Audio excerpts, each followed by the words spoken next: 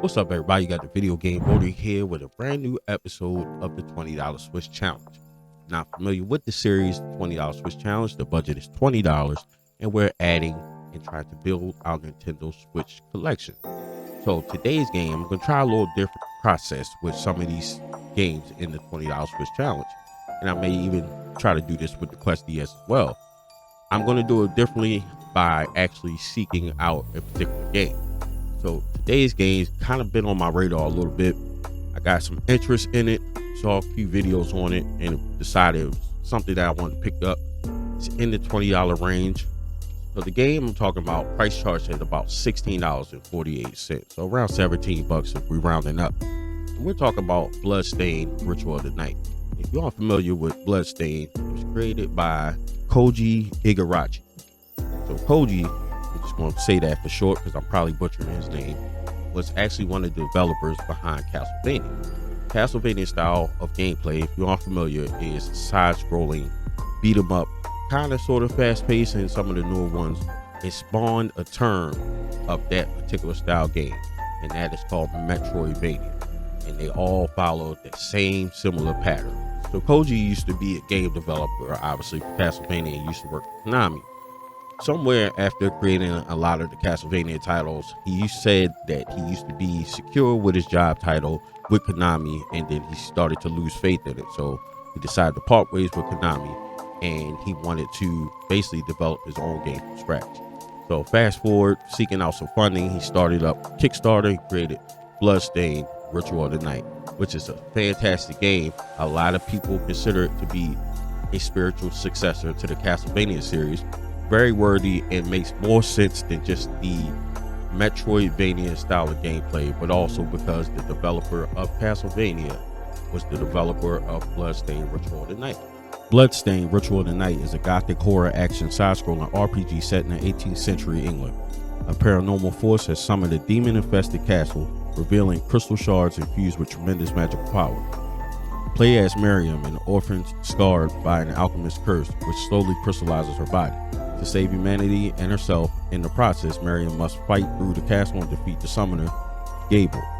Collect, craft, and unlock a vast array of weapons, equipment, and loot to defeat the countless minions and bosses of hell that await. So as I said, I've seen a couple gameplay footage, different people talk about the game, piqued my interest. I checked my local GameStops, couldn't find it, so I decided to expand my reach. So today's episode, we're going to head down to Chantilly, Virginia, and head to one of my favorite places in the world. We are talking about East Starland. So let's head down to East Starland and see if we come across the game that I'm looking for. Now, just want to mention I do have a few trades, so I'm going to take those down and hopefully be able to pick up the game that I'm seeking after, and most importantly, it be under budget. So let's get to it. One of my favorite places, East Starland. Got my trades.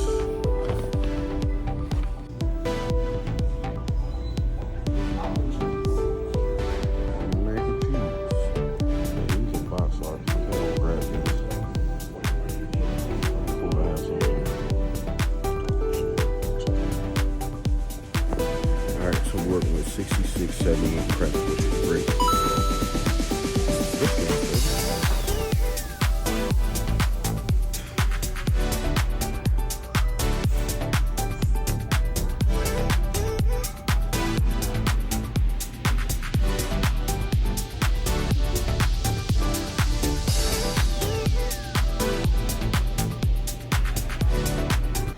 It got my game. I've been wanting this game for a while. It's pretty cheap. Got it for under budget, so that'll kind of technically add to budgets in the future, but 16 bucks, so let's get home and check this game out. So as you saw in the footage, they actually had Bloodstained Ritual of the Night, which I'm very excited about. As I said, I was looking for it closer to home, but East Starland has an insane inventory, and I was pretty sure that they would have it down there, so I was excited to pick this up. And not only did I pick it up, but I actually got it under budget, so that's excited that I have it. I'm glad I had it. And I have these times where I may watch a review or come across a video on YouTube and things make me want to pick up a game. And that's what is the joy about content creators, because we all have different tastes in games, different people review different things, and we need some more reviews. So let me know down in the comment section below, would you like to see more game reviews? Because I definitely would like to do more reviews, also stream, and then make suggestions to you guys, because a lot of times we don't know every single game. Nobody's an expert, but there are some people that have played games and played more games. It doesn't make you any less of a gamer than them. They just either have more time or they're more into it. There's nothing wrong with that.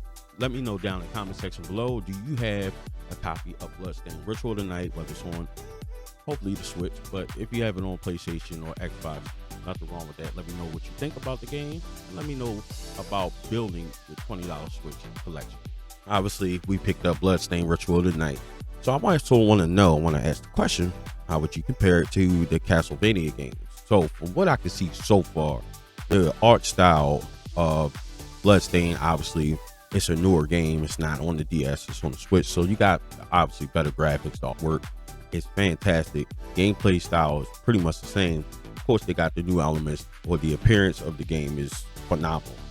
I also want to know, like, are you guys looking forward to another Castlevania game?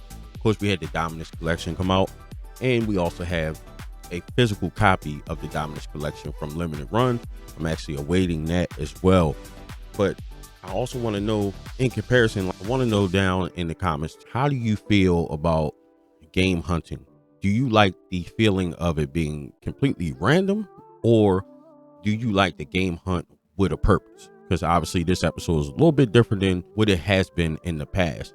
I kind of was hunting for something in particular, which is instead of just kind of going and showing up. So I want to know what your opinion is, and how do you game hunt? Do you go and hunt with a purpose, or do you just have to find random games and like to really see what you find out in the wild?